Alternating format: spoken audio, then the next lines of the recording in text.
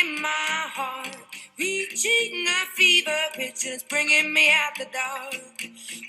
Avec Sylvia Digard le samedi, mais pas seulement. On parle d'architecture et de design dans Télématin, et là il s'agit d'une designer.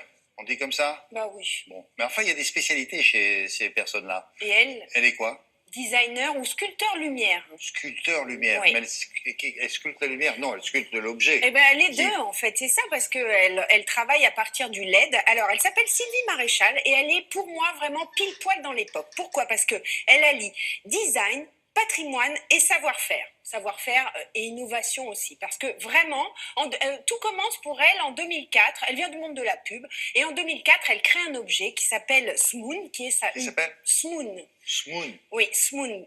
C'est une lampe nomade. Et en fait, elle gagne plein de prix. Elle est sur Maison et Objets en 2004, donc Ouais, ça une lampe torche, cartonne. quoi. Oui, non, enfin... oui, mais torche Quoi stylisée. Quand vous Ouais, verrez... une lampe torche, c'est Quand, ça, quand non vous, quand Mais vous verrez... non, Oui, tu peux la oui, non, déplacer. mais c'est vrai, on peut la Pas- déplacer. Nomade. Pas Bah, que torche. pour aller dans la cave. Une lampe Ben, Mais les lampes torches, vous vous en servez qu'à la cave. Vous. qu'à la cave. Non, mais une lampe torche, pour moi, c'est quelque chose de nomade. Vous vous baladez avec ça. c'est dans la vrai, bouche. ça peut, mais en fait, ça n'a pas la forme d'une lampe torche telle qu'on l'a dans notre inconscient collectif. D'accord. Donc, quand je disais qu'elle allie patrimoine et innovation, c'est parce que elle se dit aussi que en France, on regorge de trésors stylistiques. On est quand même le pays des arts décoratifs. Oui. Donc, le pays des grands lustres dans les grands châteaux. Oui. Et elle décide de les restructurer, de les déstructurer, d'en faire des objets poétiques. Vous voyez, les chandeliers comme ça, ce qu'on voit, elle, en fait, elle les met pas tous ensemble. Elle les met à différentes hauteurs. Et surtout, elle va chercher des matériaux, quand je parlais aussi de savoir-faire, les appliques, elles sont en porcelaine. Ou quand je parlais innovation, les appliques sont en carbone. Donc, elle a eu l'idée géniale. Et, Elle s'est spécialisée elle dans s'est spécialisée tout ce qui est clair, quoi. dans tout ce qui est clair. Et en ce moment, elle a une actualité très forte, puisque le dernier hôtel à Courchevel, autant vous dire assez luxueux, elle a un lustre monumental dans l'entrée. Le restaurant de la famille Rostand, pareil, elle a un lustre très imposant dans le restaurant. Donc, maintenant, les chefs, les grands, les décorateurs viennent la chercher aussi pour fabriquer. D'accord. Des modèles uniques, donc. Des modèles uniques. Mais vous verrez dans le reportage, elle a d'autres envies. Regardez.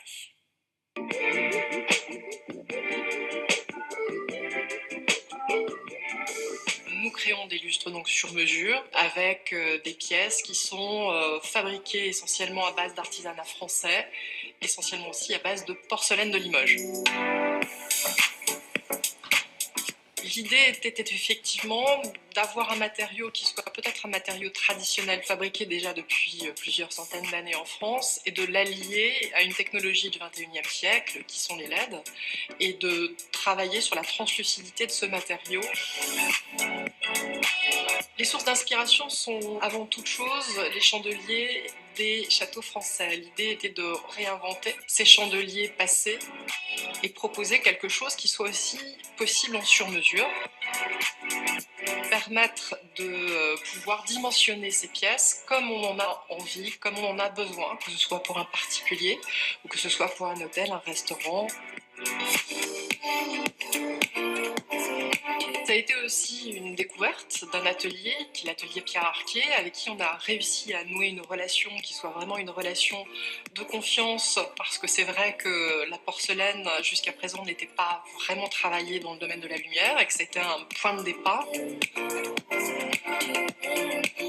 La porcelaine peut être travaillée comme des assiettes finalement et on peut avoir des finitions qui sont différentes. Donc on peut apporter aussi des décors qui peuvent être soit or pour avoir un côté très chic, très luxueux. Et puis après tout est possible. Donc on peut avoir du cuivre, on peut avoir du chrome, on peut avoir ce qu'on veut. Toutes les couleurs qu'on utilise dans les assiettes finalement on peut les réutiliser aussi sur des luminaires.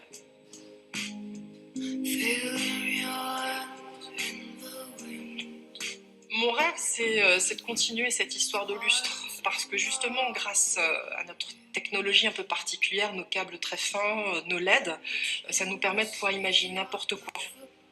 Les pièces restent toujours très légères. On dépasse rarement les 150 kg ou les 200 kg. Donc ça permet de pouvoir les installer partout, les faire de plus en plus grandes, de plus en plus majestueuses.